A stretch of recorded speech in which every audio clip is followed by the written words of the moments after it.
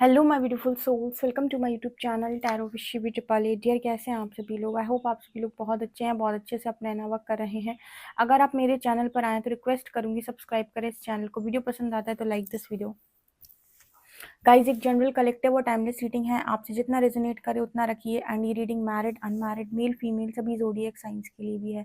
चलिए शुरू करते हैं आपकी रीडिंग। देखते हैं आपके पार्टनर की लाइफ में इस वक्त क्या चल रहा है। एंड जो भी थर्ड पार्टी इन्वॉल्वमेंट्स हैं, करियर है, फैमिली है, पेरेंट्स हैं, या कोई अदर सिचुएशन है, कोई अदर रोमांटिक पार्टनर है, कोई भी ऐसी सिचुएशन है जो इस समय में कार्मिक सिचुएशन की तरह आपकी कनेक्शन में बनी हुई है, तो वहाँ पर आपके पार्टनर की लाइफ के अंदर क्या चल रहा है। सो चलिए देखने का प्रयास करते हैं हम।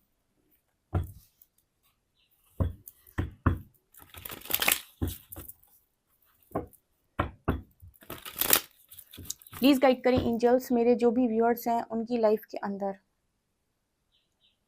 उनके पार्टनर की लाइफ के अंदर थर्ड पार्टी सिचुएशन में क्या चल रहा है। थर्ड पार्टी यानी कोई भी थर्ड पार्टी, करियर या जो भी अदर प्रॉब्लम है, वहाँ पर आपके इनके पार्टनर की ज़िंदगी के अंदर क्या चल रहा है। Please guide me.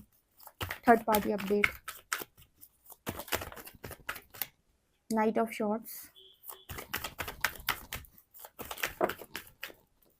Star, seven of wands, eight of pentacles,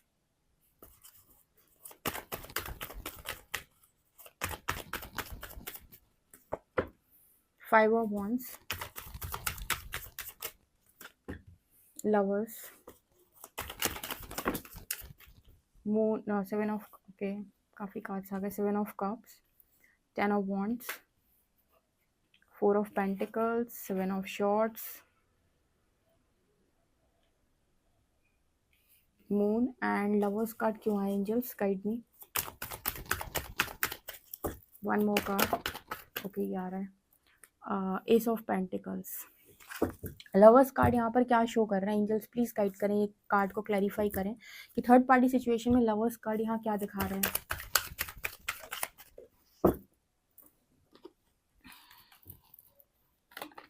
okay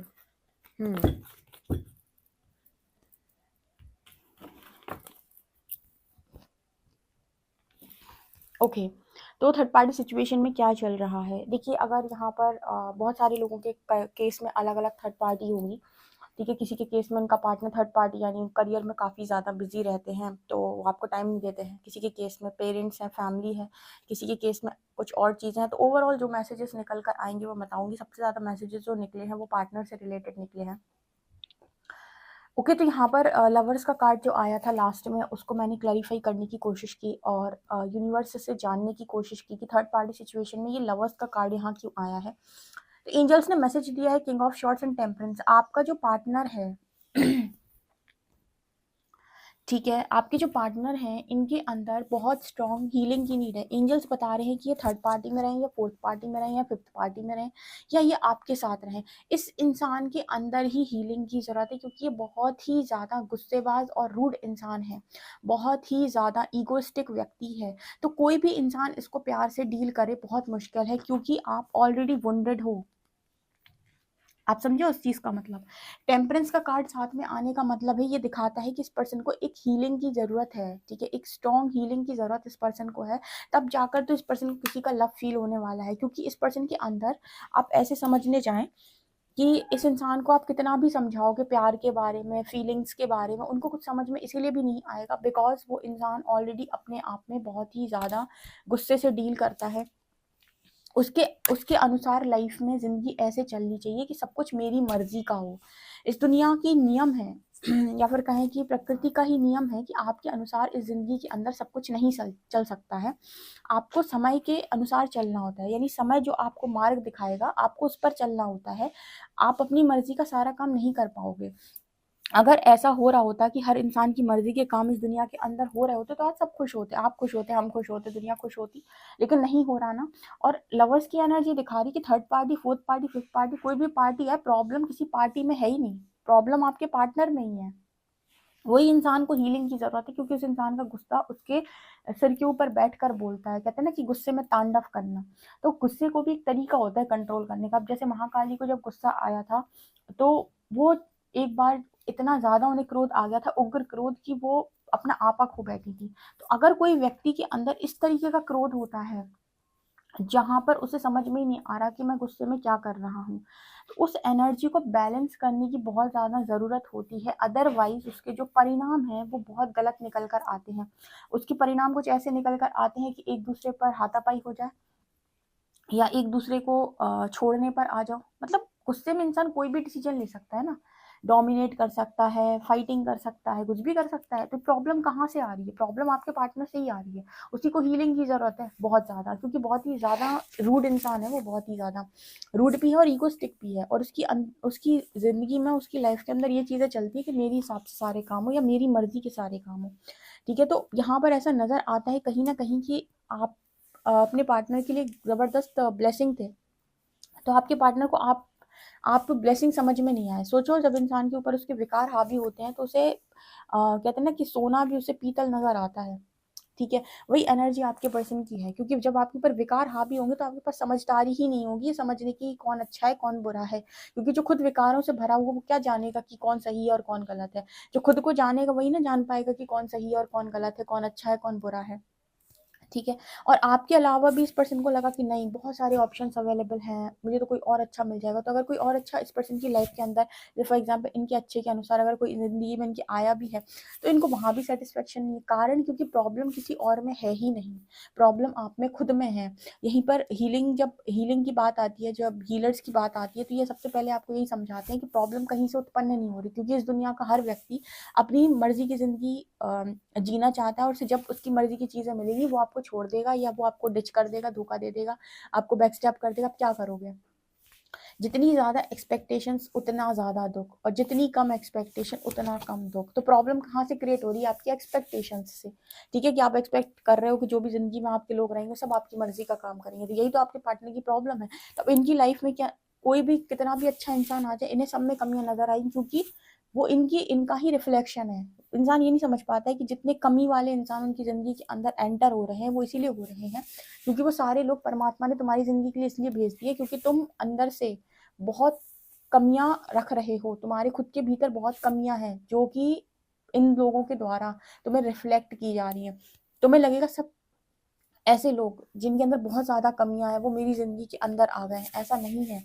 वो इसीलिए आ गए हैं बिकॉज तुम्हारे भीतर बहुत कमियां हैं, तुम्हारे भीतर बहुत सारे ट्रिगर्स पड़े हुए हैं। और जब तुम उन ट्रिगर्स को हील करोगे, स्पिरिचुअली इवॉल्व होगे, तुम देखोगे तुम्हारी ज़िंदगी से लोग जा रहे हैं, तुम्हारी ज़िंदगी से लोग ऑटोमेटिक बाय बाय बोल के जा रहे हैं। कारण क्योंकि तुम्हारी एनर्जी शिफ्ट हो रही है। और जितनी हाई एनर्जी उतने कम लोग, जितनी लो एनर्जी उतने ज़्यादा टॉक्सिक लोग। ओके, ये यहाँ पर निकल के आ रहा है। तो आपके पर्सन के साथ बहुत बड़ी प्रॉब्लम है भाई, बहुत बड़ी प्रॉब्लम है। ये इंसान बहुत रूड है। और आप सोचें कि ऐसे व्यक्ति के साथ आप मैरिज कर लें तो ये इंसान क्या ही करेगा, जिसको पता ही नहीं है कि वो गुस्से में क्या स्टेप ले सकता है, क्या एक्शन ले सकता है, वो कुछ भी कर सकता है ना। यहाँ पर उसको हीलिंग की बहुत ज़्यादा ज़रूरत है।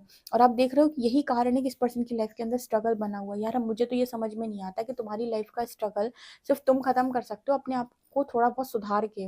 बहुत सारे ऐसे लोग हैं जो इधर पे आए थे जब बहुत वुंडेड थे, सब सुधर गए, बहुत अच्छी एनर्जी में पहुंच गए और आज अपनी लाइफ में एंजॉय कर रहे हैं। तो खुद को सुधारना ही एकमात्र तरीका है। अब 1000 लोग को नहीं सुधार सकते सिर्फ अपने लिए कि आपके अंदर ईगो है तो 1000 लोग आपके लिए बदलेंगे। ठीक है, आप को बहुत तकलीफ होने वाली है। अब बहुत तकलीफ, ऐसे लोग तकलीफ में भी बहुत ज़्यादा रहते हैं। क्यों रहते हैं? क्योंकि इनकी एक्सपेक्टेशन इतनी हाई है, लोग पूरा करेंगे नहीं तो कोई मतलब का है नहीं, तो सबसे बनेगी नहीं, सबसे बिगड़ी रहेगी। तो ये एनर्जी यहाँ पे निकल के आ रही है। इसके अलावा थर्ड पार्टी सिचुएशन में आपकी पर्सन क्या ही करेंगे, वो थर्ड पार्टी बेचारी वो भी क्या करे।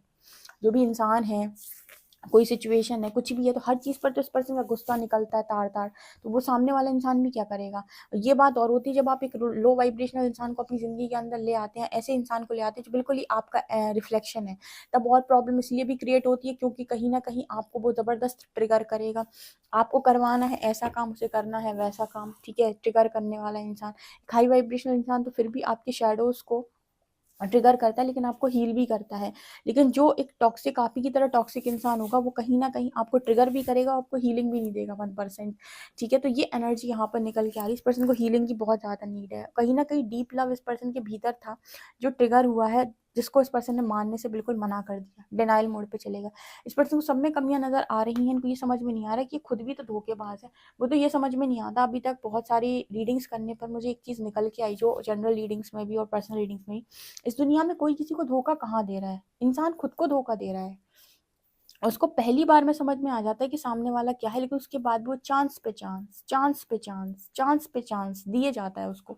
और फिर कहता है कि सामने वाले ने मेरे साथ बहुत बुरा किया। तुमने बहुत बुरा अलाउ भी किया, तुम भी 50% के दावेदार हो। कहते हैं ना कि 50% के तुम्हें भी मिलना चाहिए उसका क्रेडिट, क्योंकि तुमने अलाउ भी करा है। तुमने बार बार एक के बाद एक के बाद एक अलाउ भी किया है, जानते हुए भी अलाउ किया है। जब तुम्हें पता है कि सामने कुआं है, तुम जानबूझ के कूदे हो, तुमको मालूम था कि कुआं है, लेकिन फिर भी तुम कूदे हो। ये एनर्जी यहाँ पे निकल के आ रही है। तो आपके पार्टनर को भी ना जैसे लगता है कि सब में कमियां हैं, अपनी कमियां उस इंसान को नजर नहीं आती। और इसी वजह से यही कारण इस पर्सन के सबसे झगड़े होते हैं। अभी भी इस राइट नाउ इस पर्सन के बहुत लोगों से झगड़े होते हैं, कलेश ही बना रहता है। क्योंकि एक एक एनर्जी आप लेकर चल रहे हो जहाँ आपके अंदर बहुत क्रोध है। कोई भी आपके सामने आ रहा है, आपसे अच्छी बात कर रहा है, आपको उस पर क्रोध आ जा रहा है। आपको कोई आपके मन की बात नहीं कर रहा है, आपको उस पर क्रोध आ जा रहा है। कोई आपको नहीं समझ रहा है, आपको उस पर क्रोध मतलब दुनिया पर आपको क्रोध आ रहा है सिवाय खुद के। इतने परफेक्ट हो तुम, इतने परफेक्ट हो तुम। कभी सोचो, कभी खुद से एक प्रश्न करो कि वास्तव में क्या तुम इतने परफेक्ट हो। आपके पर्सन इतने परफेक्ट होते तो एक परफेक्ट इंसान इनकी जिंदगी के अंदर होता। ठीक है, एक ये इंसान रूड इंसान है कि गलती करने के बाद ये मानते भी नहीं है कि इनसे गलती हुई है। 7 ऑफ शॉर्ट्स। आपको लगता है कि आपने अपनी, इस पर्सन को ये भी लगता है कि इन्होंने अपने करियर में कुछ कर नहीं पाया। अब जैसे मान लीजिए करियर का मैसेज मैंने आपको बताया था कि थर्ड पार्टी कुछ लोगों के कनेक्शन में करियर हो सकता है। तो मान लीजिए आपके पार्टनर करियर में बहुत कुछ करना चाहते हैं पर नहीं कर पाए, तो उसका ब्लेम भी वो आपको लगा देते हैं कि करियर में कुछ नहीं कर पा रहा हूँ, नहीं कर पा रही हूँ, तो तुम्हारी वजह से नहीं कर पा रहा हूँ, कारण कि तुमने मेरे को डिस्टर्ब करके रखा है। ठीक है, इसीलिए मैं तुम्हें ब्लॉक कर देता हूँ या ब्लॉक कर देती हूँ, क्योंकि मुझे तुम्हारे साथ एक डिस्टर्बेंस फील होता है, एक डिस्टर्ब एनर्जी फील होती है, जहां पर मैं अपने करियर पे ध्यान नहीं दे पाता हूँ, नहीं दे पाती हूँ। अरे किसने इनवाइट किया था कनेक्शन में आओ? तुम पहले करियर सेट करते, अपना करियर सेट कर लेते। जब तुम्हारी जॉब लग जाती है, तुम्हारा पोजीशन पावर जो भी तुमको चाहिए था तुमको मिल जाता, तब आते तुम कनेक्शन के अंदर। ठीक है, ये नहीं कि अब तुम दोनों चीजों को बैलेंस करने की कोशिश करो, तो तुम एक को इग्नोर करना पड़ रहा है दूसरे को। और ऑब्वियस सी बात है कि एनर्जी सिर्फ एक ही जगह पर लगाई जाती है एक चीज को अचीव करने के लिए। दूसरी चीज पर अगर तुम एनर्जी डालोगे तो वो इम्बैलेंस हो जाएगा बहुत जबरदस्त। एक बार में एक ही चीज को फोकस करो। तो 7 ऑफ शॉर्ट्स की एनर्जी यहाँ पर ये दिखा रही है कि आपके पर्सन को ऐसा लगता है कि उनके मर्जी मुताबिक वो करियर कर नहीं पा रहे, उनका काम नहीं बन रहा। ठीक है, और इसके लिए भी वो आपसे रन करते हैं 7 ऑफ शॉर्ट्स। ठीक है, 7 ऑफ शॉर्ट्स, ये चीज़ भी यहाँ पर नजर आ रही है। और रन करने का जो रीज़न है वो ये कि उन्हें लगता है कि आप डिस्टर्बेंस क्रिएट करते हो उनकी पढ़ाई में, उनकी जॉब में, या फिर जो भी काम वो करना चाहते हैं, उनके करियर में जितना ऊपर वो जाना चाहते हैं, एक डिस्टर्बेंस क्रिएट होता है। ठीक है, आज के टाइम में ना बहुत सारे कनेक्शंस में कुछ नहीं है, लव वव कुछ नहीं है, ये स्ट्रॉन्ग अटैचमेंट है। और अटैचमेंट के चलते इंसान हो गया पागल। ठीक है, कि वो एनर्जी अपनी बैलेंस नहीं कर पा रहा है। ठीक है, बहुत ज़्यादा उसकी एनर्जी इम्बैलेंस हो जाती है, और वो बस जो उसके अनफुलफिल्ड डिज़ायर्स है ना, वो उसको पूरा करने को प्यार बोलता है। ठीक है, जबकि उसका रियल मीनिंग उसको दूर दूर तक मालूम नहीं है। और इसके चक्कर में बहुत ज़्यादा जो नहीं मिलना चाहिए इंसान को दुख और पीड़ा, वो भी वो इनवाइट करता है, आजा मेरी ज़िंदगी के अंदर दुख, आजा मेरी ज़िंदगी के अंदर पीड़ा। वो एनर्जी है ये थर्ड पार्टी में।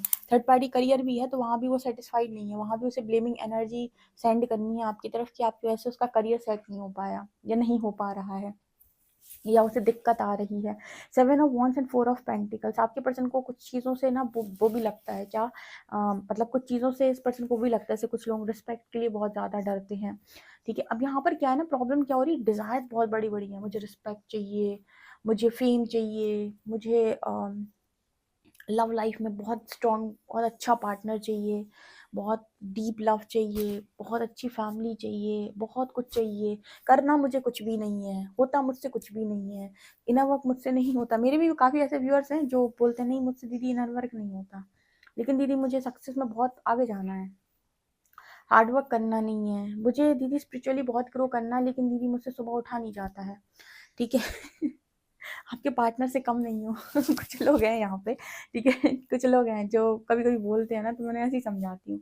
ठीक है, कि आप अपनी लाइफ के अंदर अपने पार्टनर जैसे बिल्कुल भी ना बने। आपका पार्टनर भी ऐसा ही इंसान है, उसको सब चाहिए। देखो यहाँ पर स्टार की एनर्जी है, ये दिखाता है कि आपके पर्सन की ऐसी ख्वाहिश है कि उसको बहुत ज़्यादा फेम चाहिए, उसको बहुत सक्सेस चाहिए अपनी लाइफ के अंदर।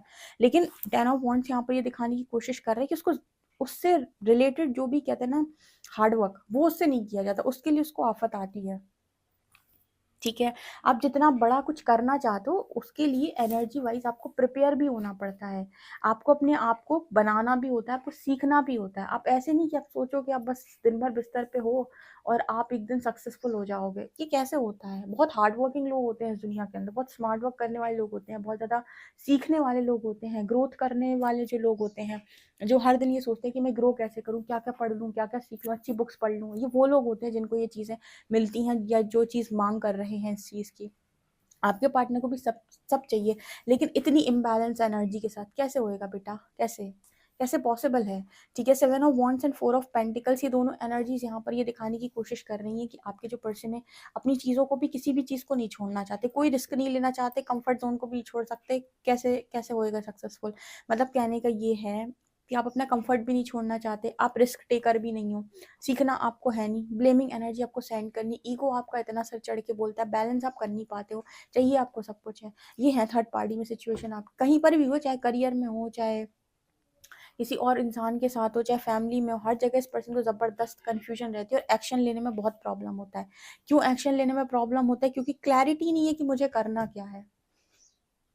बहुत ज़्यादा स्ट्रॉन्ग रीडिंग है। अब बताएं कि आपके दुख का कारण कौन है सिवाय आपके? कोई नहीं है।